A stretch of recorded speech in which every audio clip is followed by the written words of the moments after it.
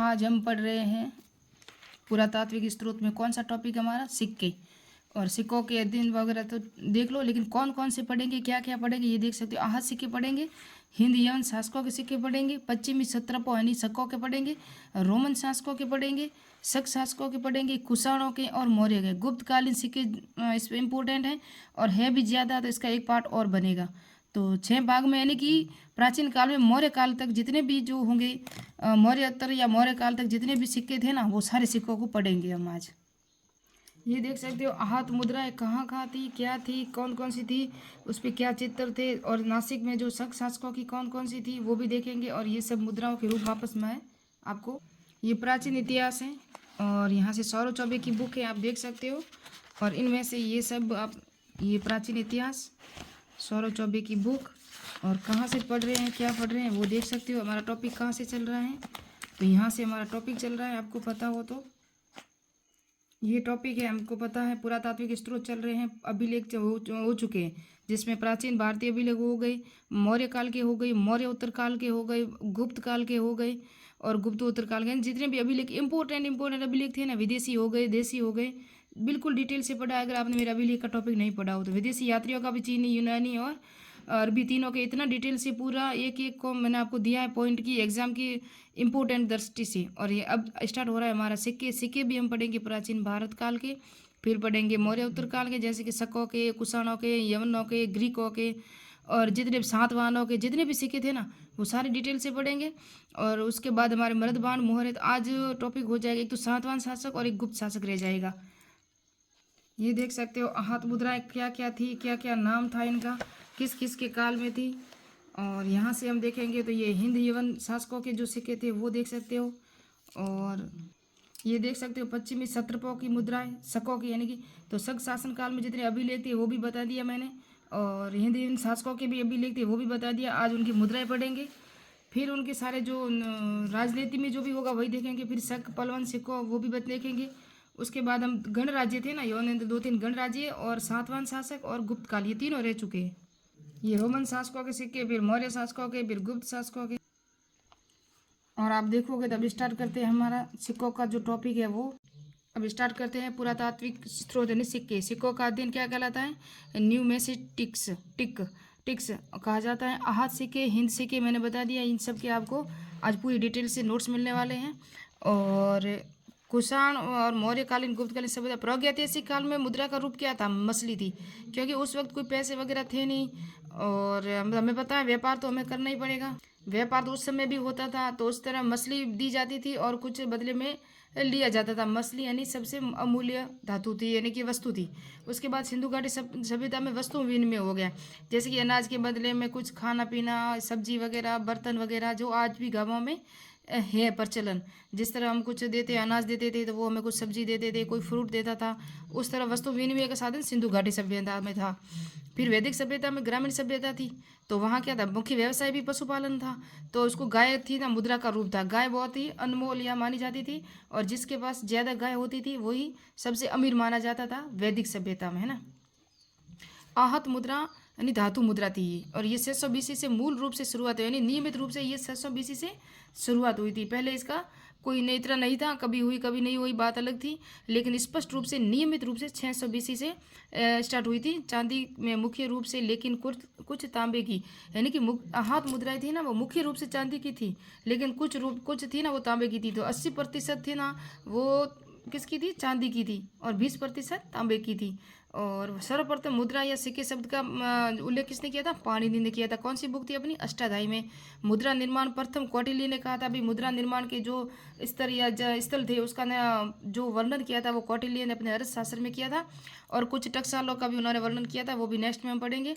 और सर्वप्रथम खोज की थी ना वो 1800 में कर्नल कोल्डवेल ने तमिलनाडु कोयम्बटूर में आहत मुद्रा खोजी थी, यानी कि आहत मुद्राओं की सर्वप्रथम खोज 1800 में कर्नल कोल्डवेल ने तमिलनाडु में खोजी थी।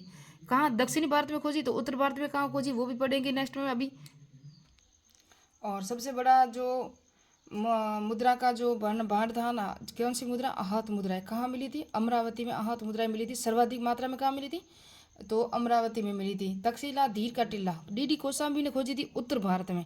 तो तक्षशिला था ना, वहाँ डीडी कोशाम्बी ने खोजी थी। और दक्षिण भारत में मैंने बता दिया कोलडीवा तमिलनाडु में, और कोल्डवेल ने खोजी थी।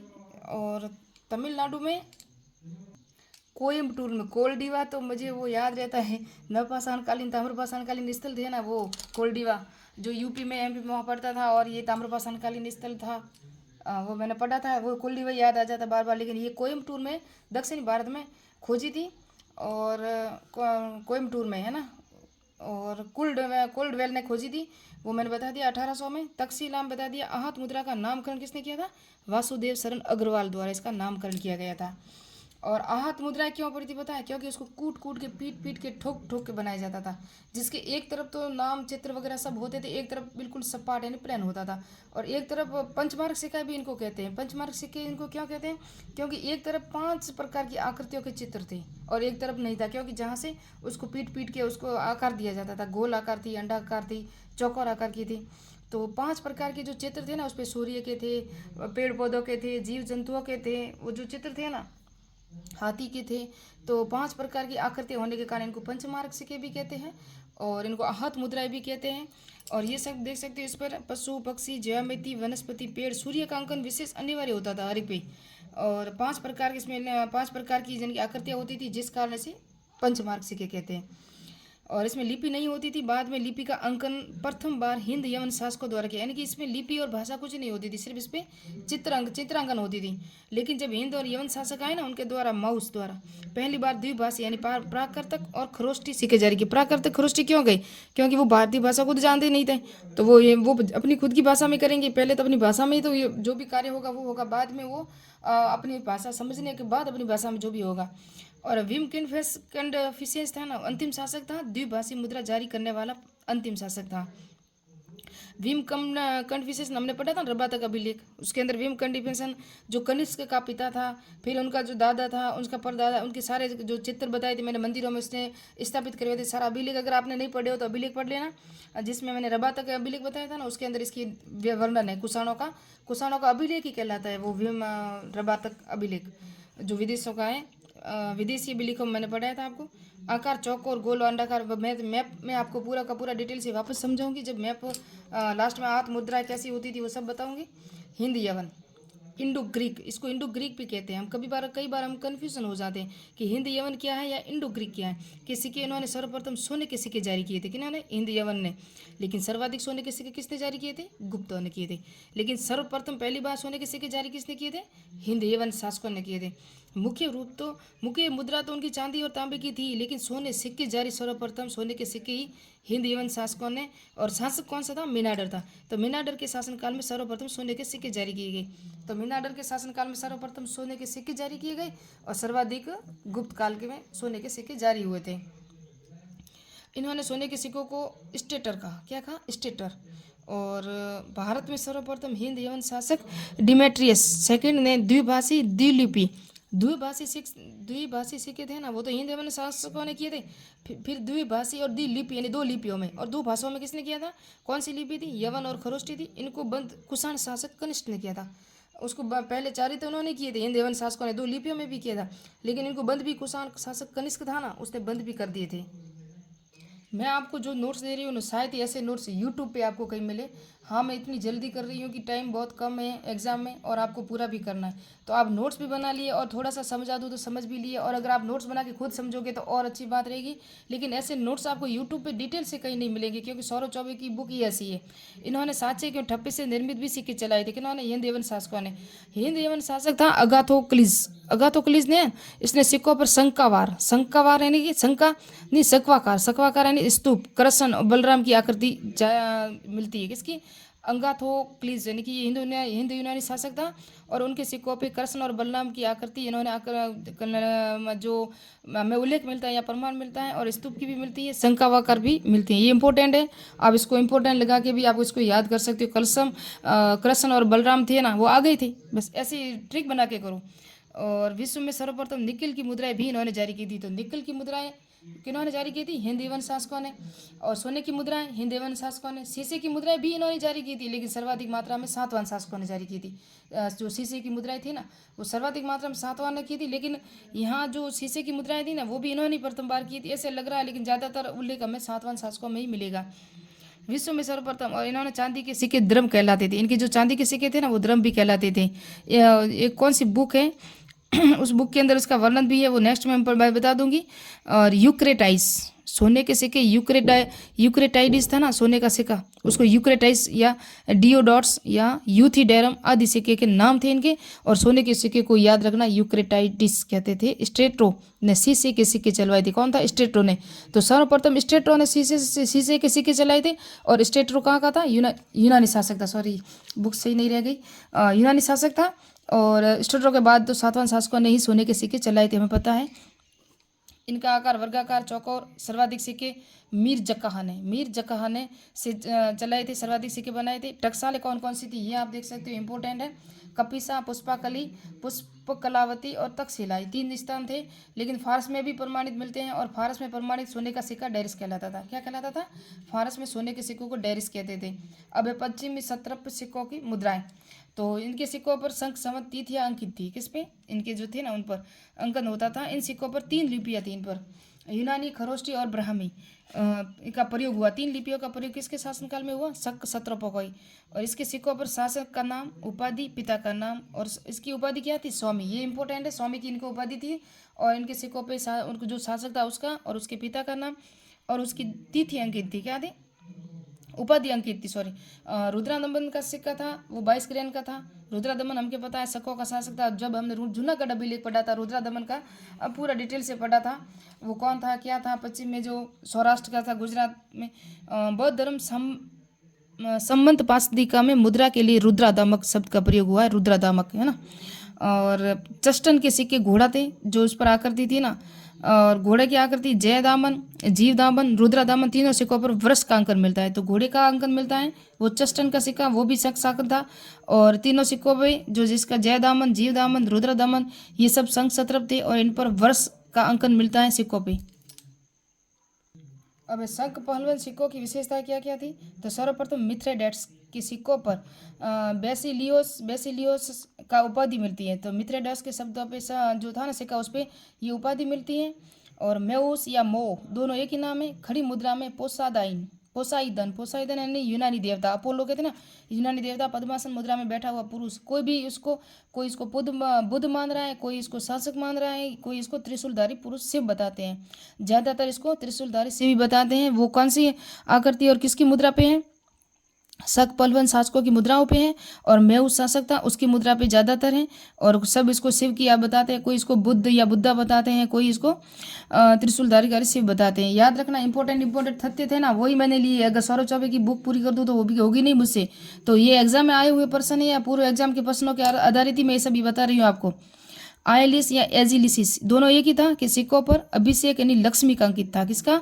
लक्ष्मी का अंकन मिलता है। युगल वीरो यानी नाविकों का रक्षक था, उसका भी मिलता है। गोंडोफर्निज के सिक्कों पर देवव्रत की तो स्वामी थी, वो किस पे थी? शक सत्रप शासकों पे थी। तो इन पर देवव्रत की उपाधि मिलती है। किसकी उपाधियों का वर्णन सिक्कों पे कहाँ मिलता है? तो ज़्यादातर हमें परीक्षा में प्रश्न यही मिलता है कि उपाधियाँ जो सिक्कों पे उपाधियों का वर्णन किस किस के शासनकाल में मिलता है। तो ये आप देख सकते हो। क्योंकि आपको पढ़ना है तो पूरी डिटेल से पढ़ो तो आपको याद रहेगा। एक बात है, डिटेल से पढ़ो जितना पढ़ो, लेकिन क्रम से पढ़ो। प्राचीन अलग कर दो, मौर्य अलग कर दो, गुप्त अलग कर दो, और मौर्य उत्तरकालीन अलग कर दो, गुप्त उत्तरकालीन अलग कर दो, तो कभी नहीं भूलोगे आप, हमेशा याद रहेगा। महाराष्ट्र में नासिक में चांदी के सिक्के चलाने वाला पहला शासक नहपान था, जो शक पहलवान शासक था। नहपान रुद्रादमन था ना, शायद उसका आजू बाजू में कोई रिश्तेदार या दामाद वगैरह था। संघ शासकों ने के सिक्के 1:14 में होते थे। कुषाण शासकों की मुद्रा। अब कुषाण शासकों की मुद्राओं में क्या क्या था? कुजुल कन्फ्यूसिस, मैंने कुषाण शासक का जो बताया था ना आपको अभिलेख, रबा तक अभिलेख में कुषाणों की सारी वंशावलियाँ वगैरह जो मिलता है, वो डिटेल से अगर नहीं पढ़ा हो तो मेरा अभिलेख टॉपिक पढ़ देना, जहाँ मौर्य उत्तरकालीन जो शासक थे उसके से अभिलेख हैं, मौर्य काल के हैं, मौर्य काल से पूर्व के हैं, और गुप्तोत्तर काल के हैं। तो आपको पढ़ना बहुत इंपॉर्टेंट हो जाता है। और फिर भीम कन्फ्यूशियस कुषाण वंश का प्रथम शासक था जिसके सर्वप्रथम सोने के सिक्के जारी किए थे। तो भीम कन्फ्यूशियस यानी यूनानियों ने किए थे, भीम सोने सिक्के जारी किए थे, लेकिन हिंद ईरान शासक हमने पढ़ा वहाँ वही यही था क्या, भीम कन्फ्यूशियस। लेकिन ज़्यादातर सिक्के किसने जारी किए थे सोने के? मिनाडर ने किए थे। प्रथम मिनाडर था जिसने शासक सोने के सिक्के जारी किए थे, लेकिन भीम कन्फ्यूशियस ने भी सोने के सिक्के जारी किए थे। भीम कन्फ्यूशियस की मुद्रा पर महेश्वर, शिव और त्रिशूल की आकृतियाँ वेरी वेरी इंपॉर्टेंट, मैंने लिखा नहीं है। अब अगर आप फर्स्ट ग्रेड का एग्ज़ाम दे रहे हो, आर सेट राजस्थान सेट का एग्ज़ाम दे रहे हो, EMRS PGT का दे रहे हो, असिस्टेंट प्रोफेसर का दे रहे हो, UGC नेट का दे रहे हो, पूरे एग्जाम के पर्सन भी देख लेना सारे, जहां आपको महेश्वर, शिव, त्रिशूल की आकृति के जो कुषाणों के शासकों भी मुद्राएं मिलती है, इनका 100% एग्जाम में आया हुआ है। और मैं जब ये टॉपिक पूरा हो जाएगा ना, जिस तरह साहित्यिक स्रोत पूरे हुए, अब पुरातात्विक स्रोत पूरे हो जाएंगे ना, जिस तरह मैंने नवपाषाण काल, ताम्रपाषाण काल पूरा हुआ, मैंने सारे वीडियो बनाए, उनकी प्ले लिस्ट बनाई, अगर नहीं देखा हो तो देख लेना। सारे पूरे एग्जाम में आए हुए पर्सन बता दिए जो बार बार रिपीट भी होते हैं। और इन्हीं के समय अंतिम द्विभाषी मुद्रा जारी हुई थी कनिष्क के समय में, है ना। कनिष्क के समय में द्विभाषी मुद्रा अंतिम बार जारी हुई थी। और कनिष्क सबसे शुद्ध और स्वर्ण सिक्के चलाई थी। कनिष्क था ना, उसने सबसे शुद्ध स्वर्ण सिक्के चलाए थे। मैंने बता दिया था आपको कि मिनाडर के शासनकाल में सर्वप्रथम सोने के सिक्के चले थे, फिर भीम कन्फ्यूशियस ने भी सोने के सिक्के चलाए थे, लेकिन शुद्ध सोने के सिक्के कनिष्क काल में चले थे। लेकिन सबसे ज्यादा स्वर्ण मुद्राएं गुप्तों के समय में हुई थी। कनिष्क की मुद्रा पर सूर्य, चंद्रमा, बौद्धों, स्तूप, ताड़ वृक्ष आदि के चित्र मिलते हैं, ये भी इंपॉर्टेंट है मुद्रा के रूप में। और इसमें कनिष्क ने बौद्ध धर्म का अनुयायी था, जिससे पहले सारे शिव के उपासक थे। तो कनिष्क था ना, वो बौद्ध धर्म का अनुयायी था, तो इसलिए उसने अपने बुद्ध के वगैरह चैत्य स्तूपों के लगा दिए। लेकिन बाकी सब जिनके सिक्के थे ना, वो सर्वधर्मकारी थे, सबको अपनाना चाहते थे, भारत को भी अपनाना चाहते थे। सबके चित्र थे, प्रकृति के भी थे, शिव के भी थे, और पशु पक्षियों के भी थे। युग नदीन की मुद्रा पर शिव चित्र मिलते हैं, शिव चित्र माता पिता का मिलते हैं, वेरी इंपॉर्टेंट है। हुविस्क की मुद्रा पर चतुर्भुज विष्णु का चित्र मिलता है, हुविस्क की मुद्रा पे।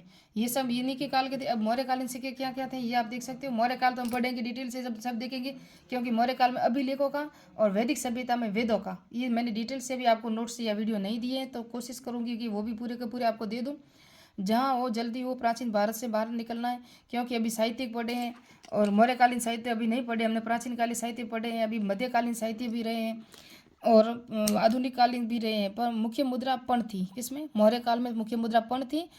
पण से ही सारे वेतन दिए जाते थे नौकरों चाकरों को, कर्मचारियों को। और इसमें सर्वप्रथम उल्लेख कौटिल्य करता है, किसका? पण मुद्रा का। और जाली मुद्रा का भी करता है। वह कहता है 13%, 13.5% टैक्स देकर मुद्रा का निर्माण कोई भी कर सकता है जनता से, जो मौर्यकालीन जनता थी। मौर्य काल में मुद्रा का विभाग अध्यक्ष लक्षणाध्यक्ष होता था, वेरी इंपॉर्टेंट है। टकसाल का प्रमुख होता था सौवर्णिक, और मुद्रा का जांच करता होता था रूपदर्शक। ये तीनों नाम वेरी वेरी इंपॉर्टेंट है। मुद्रा का जांच करता कौन होता था? रूपदर्शक। और मुद्रा का विभाग का अध्यक्ष लक्षणाध्यक्ष, और टकसाल का प्रमुख होता था सौवर्णिक, वेरी वेरी इंपॉर्टेंट है। पण मुद्रा कैसी होती थी? चांदी की होती थी। कांसा अर्पण भी चांदी का होता था। पण मुद्रा में ज्यादा प्रचलित, ये भी दिखाऊं मैं। मास्क और काकनी तांबे के सिक्के होते थे। मास्क और काकनी होते थे ना, वो तांबे के सिक्के होते थे। स्वर्ण मुद्रा सोने के सिक्के, जिसे निष्क कहा जाता था। ज्यादा प्रचलित कर्मचारियों के वेतन भी पण में होता था, मैंने बता दिया। सर्वाधिक पण थी जो चांदी की मुद्रा थी। गुप्त काल के सिक्के और सातवाहन काल के सिक्के और कुछ गणराज्यों के सिक्के वो पढ़ेंगे नेक्स्ट पार्ट में। अभी मैप के बारे में मेरा मजाक मत उड़ाना, मुझे जैसा आता था वैसा मैंने मैप बना दिया, आपको समझाने के लिए बनाया है, क्योंकि आपको समझ में आराम से आएगा।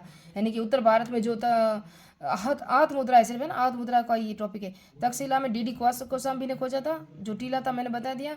यहाँ थे सूरसेन, यहाँ पांचाल, काशी, अस्मक। और उसके बाद हम सर्वाधिक सिक्के जो मिले थे अमरावती मिले थे, मैंने बता दिया आपको। और कोयम्बटूर तमिलनाडु में प्रथम बार खोजा था, किसको? आहत मुद्रा को। और कैसी होती थी ये बता दिया, गोल आकृति की, अंडा आकार की और चौकोर की। इन पे सूर्य का चित्र मिलता है, प्रकृति का मिलता है, मैंने बता दिया, पहाड़ों पर्वतों का और वनस्पति और जीव जंतुओं का। शक शासक था ना नेपाल, नासिक में सर्वाधिक चांदी में रहने के कारण इसने जो मुद्रा थी ना वहाँ से एक ताड़ का पत्थर और एक चौकोर यानी कि प्राचीर युक्त मुद्रा जारी की थी, इसने जारी की थी और वही रहने दिया था। ये आहत सिक्के हैं और पंचमार्क सिक्के इसे भी कहते हैं। और ये इन पर चित्र था, देखो ये सूर्य का चित्र है, प्रकृति और पशु पक्षी और जीव जंतु, ये जीव जंतु है। और ये हाथी का चित्र है, ये बैल का चित्र है, और ये मानव आकृति है, और ये झाड़ियाँ वनस्पतियाँ हैं ये सब। तो ये कौन सी थी? पंचमार्क सिक्के या आहत सिक्के कहलाते हैं। नेक्स्ट पार्ट में मिलेंगे गुप्तकालीन सिक्के। मिलते हैं नेक्स्ट वीडियो में नेक्स्ट पार्ट में।